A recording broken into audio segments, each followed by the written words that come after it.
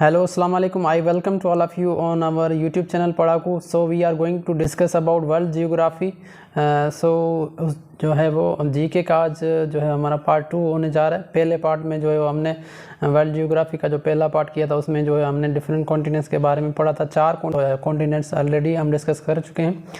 तो आज जो है वो हम 5th कॉन्टिनेंट के बारे में डिस्कस करेंगे जो है जी यूरोप. जो है वो मोस्ट डेवलप्ड कॉन्टिनेंट है इन द वर्ल्ड. दुनिया में सबसे ज़्यादा डेवलप्ड कॉन्टिनेंट जो है वो यूरोप है.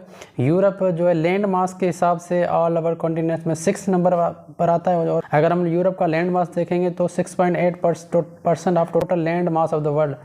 लैंड मास जो है वो यूरोप का जो है वो 6.8% है टोटल लैंड का. अगर हम यूरोप की पॉपुलेशन देखें तो है 440 मिलियन पीपल्स.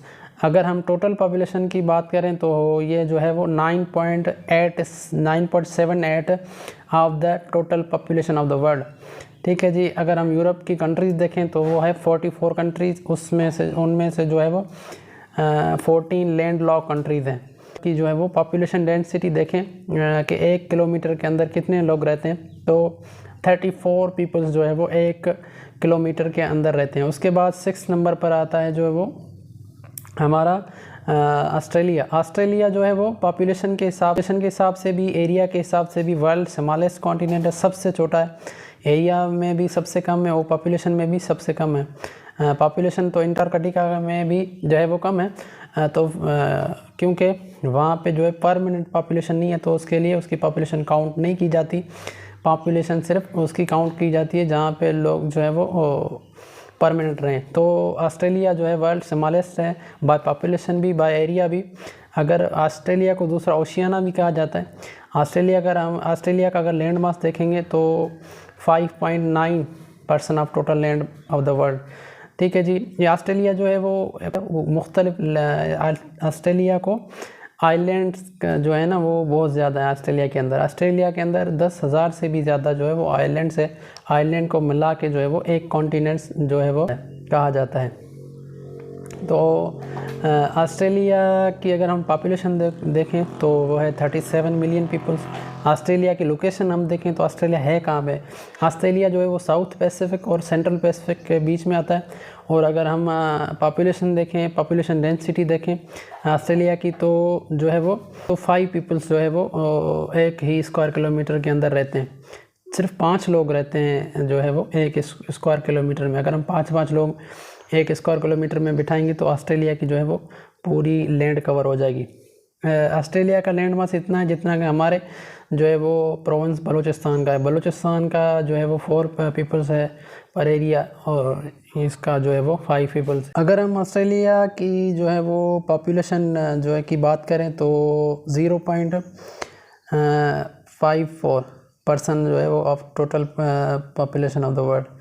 यहाँ पे जो है वो 0.54% of the total population of the world यहाँ पे रहती है. और जो है ऑस्ट्रेलिया का लार्जेस्ट आइलैंड जो है वो ऑस्ट्रेलिया खुद कंट्री. ऑस्ट्रेलिया के अंदर जो है 2 ही कंट्रीज़ हैं. एक जो है वो ऑस्ट्रेलिया, दूसरी जो है वो न्यूजीलैंड है. ठीक है जी. उसके बाद जो है वो हम देखते हैं अंटार्कटिका कॉन्टिनेंट को. उसके बाद जो है वो 7 नंबर पर जो है वो अंटार्कटिका कॉन्टिनेंट है. ये दुनिया का वर्ल्ड कोल्डेस्ट कॉन्टिनेंट है. दुनिया का ठंडा तरीन जो कॉन्टिनेंट है वो अंटार्कटिका है. ये जो पूरा ईयर जो है वो बर्फ़ से ढका हुआ होता है. यहाँ पे पॉपुलेशन नहीं रहती लेकिन यहाँ पे सिर्फ जो है डिफरेंट कंट्रीज़ की लेबॉर्ट्रीज़ रहती हैं लगी हुई हैं. तो उसकी वजह से एक्सपेरिमेंट करने के लिए या कोई टूरिस्ट जाते हैं तो परमानेंट वहाँ पे नहीं रहते. ख़ास दिनों के लिए जाते हैं फिर वो लौट के आते हैं. तो यहाँ पे जो है वो पॉपुलेशन के रहने के लिए सूटेबल जगह नहीं है क्योंकि बहुत ज़्यादा ठंड होती है.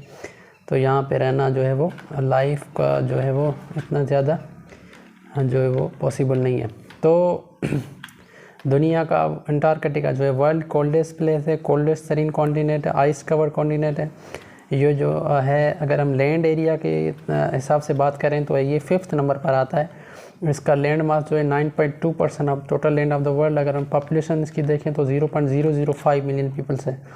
मतलब कि समर के अंदर जो है वो 4400 पीपल्स आते हैं समर के अंदर, मुख्तलिफ वजूहात के हिसाब से, घूमने के हिसाब से। यहाँ लेबॉर्ट्रीज़ में जो काम करते हैं, डिफरेंट कंट्रीज़ की जो लेबॉर्ट्रीज़ हैं, ख़ास करके चाइना की है, USA की है या UK की है। तो विंटर में देखें तो हम जो है वो 1100 लोग ही आते हैं इस कॉन्टिनेंट के अंदर अमूमन।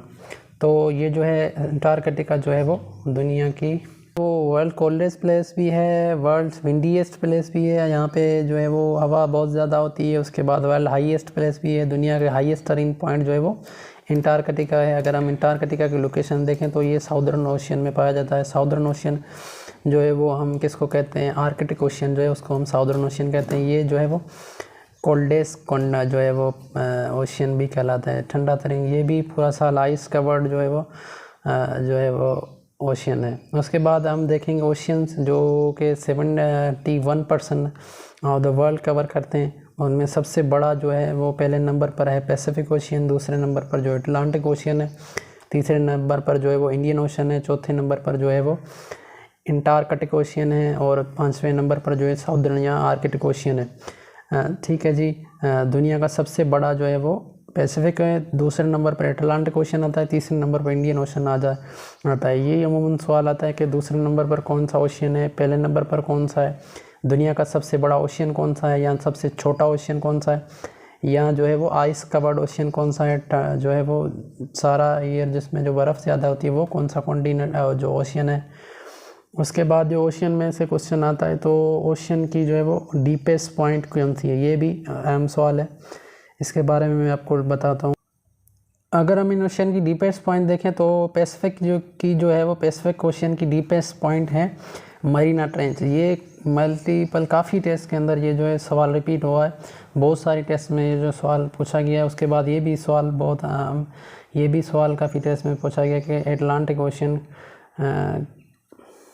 ओशन की जो है वो डीपेस्ट पॉइंट कौन सी है। जो अटलांटिक ओशन की डीपेस्ट पॉइंट जो है वो पुर्टो रिको है।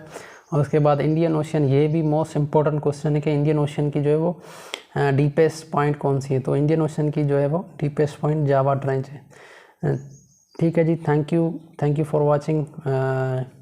तो मेरी आप सब लोगों से गुजारिश है कि आप मेरे यूट्यूब चैनल को सब्सक्राइब करें और हमारे पेज को भी सब्सक्राइब करें। Thank you very much.